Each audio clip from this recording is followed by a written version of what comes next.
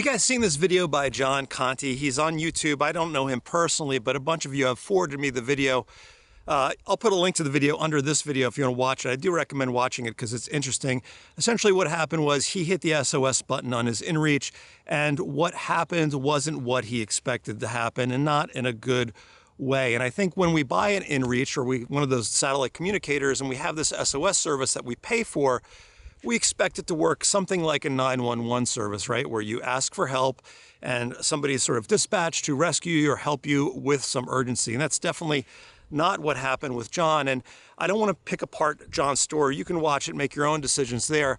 But what I do want to do is address what happened to him, because some of the things made sense, some of the things just kind of didn't make any sense. So I interviewed people in the search and rescue industry, including the National Association for Search and Rescue, to kind of get some clarity on these variables that can happen when you hit SOS on there. And you know, when you watch the Garmin inReach video, they have a nice little video that says what happens when you hit SOS. And it really only tells you part of the story. And in this video, I'm going to tell you the other part of the story. Before I dive in here, I just want to say a big thank you to everyone who supports the channel. Your support means I can interview people in search and rescue and get some answers so that we can all have a safer experience in the outdoors. So thank you. Okay, let's talk about the Garmin video, right? You hit SOS. Your basically text message or SOS call goes to the IERCC. Now that is an emergency dispatcher that's owned by Garmin.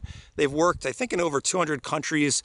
They essentially have the Rolodex of everyone to call based on where you are and what your situation is. And they will put you in touch with whoever they think should be in charge or responsible for your rescue.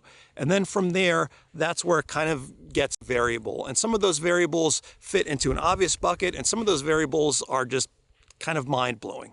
So there's the obvious factors that will come into this that all sort of jibe with common sense. Where are you, right? Are you in a rainforest? Are you in the open where a helicopter can land? Are you by a trail? Are you by a road? Are you on the side of a cliff? All of those things will be factors in your rescue. As will, are there resources available? Does a local search and rescue have aircraft that can come? Are there specialized teams that can pull you off a cliff or out of the water or whatever it might be? And also, you know, how bad is your situation? Are you having a heart attack? Do you have a rolled ankle? All of those things will determine whether you're getting rescued more quickly or less quickly. And weather too, right? Weather. Is the weather bad? Is the weather good? To give you an example, or sort of kind of tale of two cities here. I've been in the Grand Canyon. There was a guy who somehow fell and hurt his knee or something, but he hit SOS and a helicopter was there in 30 minutes to get him out down off of the North Kaibab Trail. So that's about as quick as you're going to get, about as good as you're going to get. I've also know somebody who was trapped in a mountain hut up at San Jacinto. They were there for 3 days because the weather was so bad nobody could get up and rescue them. So there are some kind of common sense variables that will determine how your rescue goes down and how long it'll take. And then there's the bucket of the not so obvious things. And this is where it gets interesting, right? First of all, there is no standard for backcountry search and rescue in the United States. It varies from state to state. It can vary from county to county.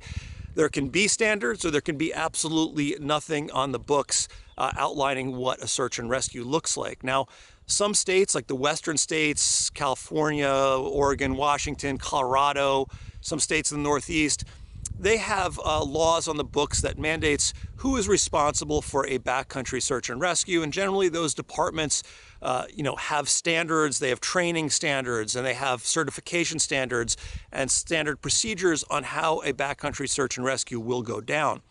There are also places that don't have anything in law or regulation or anything on the way a backcountry search and rescue should happen, who's responsible, what the standards could be, or anything like that. And in those places, you're probably going to get, assigned just somebody who's there or somebody who they think they can help, but they might not have any training whatsoever, any backcountry wilderness training, anything like that. So it can vary depending on where you are. Now, who rescues you is across the board as well. I think, some people have an idea that there is a team standing by, like firemen, waiting for the call, and they get suited up and they go out and do a backcountry rescue. That's usually not the case. Usually it's people doing other jobs and that get called into a backcountry search and rescue.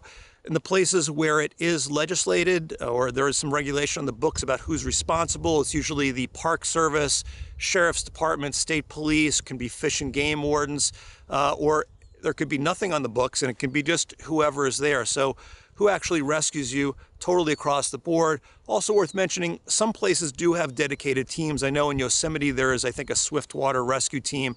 So there's a chance that you might have it, but don't count on that. You might also be surprised to know that most backcountry rescues are done by volunteers, usually in conjunction with some kind of official source. And the level of training and the training standards of that volunteer force is also, totally variable. In some places, like here in Southern California, I know the volunteers have to do a certain amount of training each year. They have to take wilderness medicine on different types of courses in order to, even work on backcountry search and rescue. And there might be other places, Texas, other places that don't have an established backcountry search and rescue procedure, where it's just good Samaritans, right? Just people with flashlights out looking for the missing hiker. So that's across the board. Same thing with resources. There might be resources available, part of the budget, part of the workflow, allocated already for backcountry search and rescue, and there might be absolutely nothing. Whether it's a helicopter, software, planning, radios, whatever it might be, totally across the board. Let's look at Texas, because that's a good example of how it can be very variable. Here's an actual thing that happened. Big Bend National Park, backpackers out, goes missing. This is in the south of Texas by the border. They go missing, they hit SOS. The IERCC calls the National Park Service, Big Bend National Park. They have an established routine. They mobilize park rangers, backcountry, law enforcement, whatever it might be, to go out and find the person. They also know that there's a U.S. Border Patrol helicopter in the region, and they call them, and the helicopter is able to come and rescue the backpacker and bring them back. That's a great scenario. If that were my rescue, I'd be pretty happy about how that went down and the resources that were available. Let's go a couple hundred miles away to one of those counties in Texas where the cattle outnumber the people 1,000 to 1, right? It's all ranch land and some wilderness. Let's say you're out there hunting or something and you get hurt and you need to call SOS and the IERCC. In that case, there might not be any backcountry search and rescue. They'll probably just call the sheriff's department. There might be a handful of sheriffs to cover hundreds of miles of territory. They're going to try to get to your GPS location, but if you're way out in the backcountry, it might just mean them driving to a trailhead, putting a backpack on and hiking out to get you. They might not have any wilderness training, any backcountry rescue training, any medical training. They probably do if they're a sheriff, but you understand what I'm saying. It's like they're not experienced backcountry wilderness rescue people. Their intentions are good and they're going to help you, and they might even call in volunteers who are good Samaritans who are going to help in the search, but it's not the same experience as you'd get in Big Bend, yet it's very close, and that's because there's no standard and it can totally vary. All right, how can you avoid having what happened to John Conti happen to you? The easiest thing is to be prepared, bring the essentials, and be prepared to stay out overnight and wait for a rescue. That's number one. Number two, look at a map and see if there's any points where you could potentially bail out of your hike or outdoor adventure, maybe get to a road and self-evacuate. Just knowing that will give you a little more power and, open up the decisions that you have. If you really want to know what a rescue looks like where you're going to be going hiking, call the land manager that manages the land where you're going, like a Park Service or BLM field office, and ask them, if you hit the SOS button on an inReach, who's going to rescue me? What is going to happen? Has it happened before? How did that go down? And just talk to them about that. That's probably the best way to do it. And if I had like a medical condition or something, that's something I would definitely do. So one of the things that everyone I spoke to who worked in search and rescue wanted me to share with you is that what happened to John, basically afterwards, he got sort of shamed online. They posted his information in the story and kind of gave him an online scolding or shaming. That's not a typical experience. Generally, when people are working in search and rescue, they're there to rescue you unconditionally. There's no judgment. If you ask for help, they're not evaluating whether you're worthy of help or not. They just want to help you out. And that's the typical experience. What happened to John is not typical.